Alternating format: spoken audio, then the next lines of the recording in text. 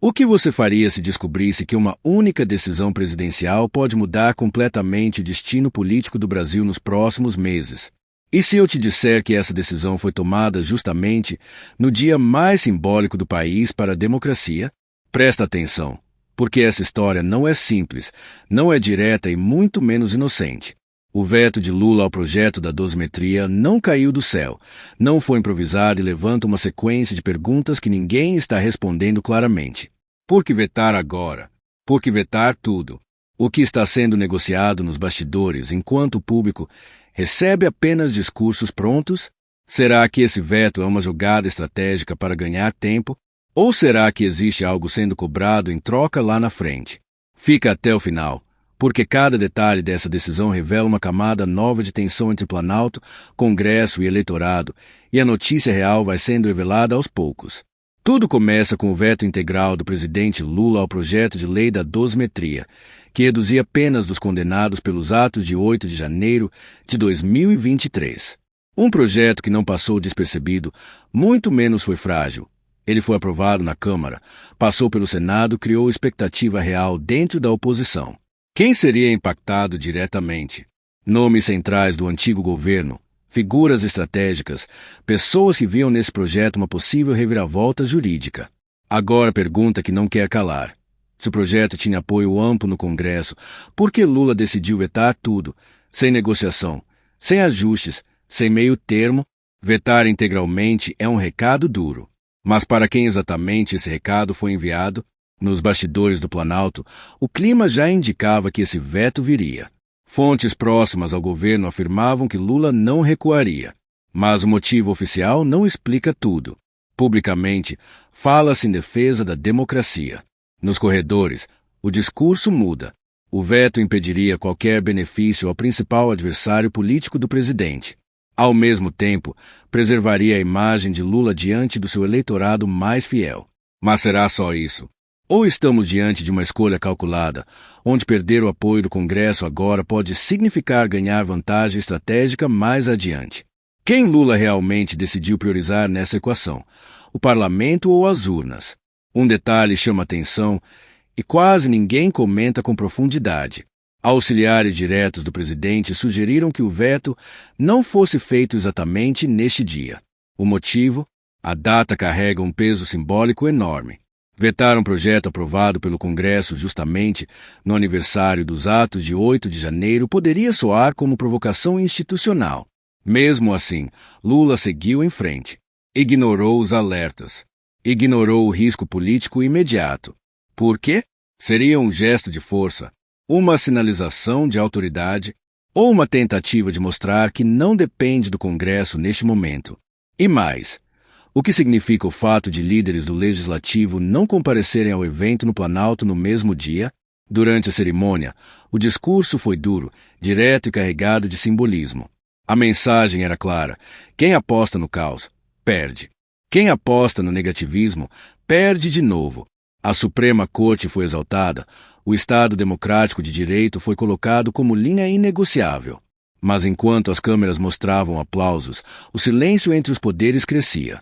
O discurso fortalece a base, mas desgasta a relação política. Lula sabia disso.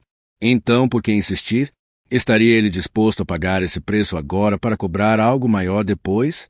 Ou essa é uma forma de ganhar tempo enquanto o Congresso está em recesso? Outro ponto crucial entra em cena com a fala do ministro da Justiça, que reforça a gravidade dos crimes contra o Estado Democrático. O recado jurídico é claro. Não haverá anistia fácil, não haverá esquecimento, não haverá brecha simples. Mas toda fala institucional carrega também uma leitura política. Essa postura endurecida fecha portas agora, mas também cria um cenário onde qualquer recuo futuro pode ser usado como moeda de troca. Será que esse veto é definitivo? Ou é apenas o primeiro movimento de uma negociação mais longa, mais silenciosa e muito mais estratégica? E aqui está o ponto que muda tudo. O veto não é o fim da história. Ele pode ser derrubado. O Congresso tem esse poder. São necessários votos suficientes na Câmara e no Senado, e a oposição já começou a se movimentar. Nada acontece agora por causa do recesso, mas fevereiro promete tensão. Se o veto cair, o jogo muda novamente. E se isso acontecer, O tema pode parar no Supremo. Ou seja, o Brasil entra em mais um ciclo de disputa entre poderes. A pergunta final fica no ar. Lula vetou para encerrar o assunto ou para reposicionar as peças do tabuleiro? Ele quer algo em troca? Quer apenas ganhar tempo? Ou já antevê um cenário onde esse veto se transforma em vantagem política? Agora me diz, quem realmente ganha com esse veto? Mas o veto não acontece isolado. Ele abre uma porta perigosa para um efeito dominó político que poucos estão observando com atenção. A partir desse momento, Lula passa a enfrentar um Congresso que pode transformar esse veto em símbolo de resistência institucional. E aí surge outra pergunta incômoda. Será que o presidente calculou o risco de perder governabilidade no segundo semestre? Porque uma coisa é falar com o eleitor, outra completamente diferente é depender de votações estratégicas para manter projetos vivos. Se o Congresso decidir reagir, esse veto pode virar munição política diária, sendo usado como argumento para travar pautas, atrasar negociações e pressionar o Planalto. Até que ponto Lula está disposto a pagar esse preço? E mais, quem dentro do Congresso está apenas esperando o momento certo para agir? Outro ponto explosivo envolve o timing eleitoral. Este não é um ano qualquer. É um ano onde cada gesto tem peso dobrado, cada decisão vira discurso e cada veto vira propaganda. Ao vetar o projeto, Lula reforça uma narrativa de firmeza institucional, mas ao mesmo tempo entrega para a oposição um discurso pronto, o de que o presidente governa pensando apenas na própria base. Isso pode mobilizar eleitores que estavam em silêncio. Será que esse veto fortalece apenas um lado do jogo ou reacende forças que estavam adormecidas? E se a oposição transformar esse veto em bandeira nacional, o Planalto estava preparado para essa reação em cadeia? Nos bastidores jurídicos, outro alerta começa a surgir.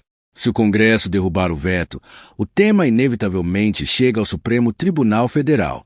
E quando isso acontece, o debate deixa de ser político e passa a ser institucional, constitucional e altamente sensível. O STF entraria mais uma vez no centro do furacão, decidindo sobre penas, limites do legislativo e atos do executivo. Isso gera estabilidade ou aumenta ainda mais a polarização? Será que alguém realmente quer que esse assunto chegue novamente ao Supremo, ou isso faz parte de uma estratégia para empurrar a responsabilidade para outro poder? E tem mais, o veto também reorganiza alianças silenciosas. Parlamentares que apoiaram o projeto agora se veem diante de uma escolha clara: manter fidelidade ao Planalto ou responder à pressão de suas bases eleitorais. Esse tipo de decisão cobra um preço político alto. Quem apoiar Lula agora pode perder votos depois. Quem enfrentar o veto pode perder espaço no governo. Então a pergunta que fica é: quem vai ceder primeiro? O presidente, o Congresso ou o eleitor que assiste tudo isso de fora tentando entender quem realmente está jogando a favor do país? Enquanto isso, a narrativa pública continua sendo construída aos poucos, frase por frase, discurso por discurso. Nada é dito por acaso. Nada é vetado sem consequência. E quanto mais o tempo passa, mais claro fica que esse veto não é apenas sobre o passado, mas sobre o controle do futuro político imediato. Será que estamos diante de uma jogada de xadrez, onde as peças ainda não foram totalmente reveladas? Ou esse foi apenas o primeiro movimento de um embate que vai se intensificar nas próximas semanas? Agora eu quero saber de você. Esse veto foi uma decisão correta ou um risco calculado alto demais? Você acredita que o Congresso vai reagir ou aceitar o recado? Deixe sua opinião. Participe do debate, porque esse assunto está longe de acabar e cada comentário ajuda a ampliar essa discussão. Se você quer continuar acompanhando análises profundas, bastidores reveladores e notícias que realmente fazem diferença, se inscreva no canal, ative o sininho e compartilhe esse vídeo. Obrigado por assistir até aqui. Sua atenção é fundamental e a gente se vê no próximo conteúdo.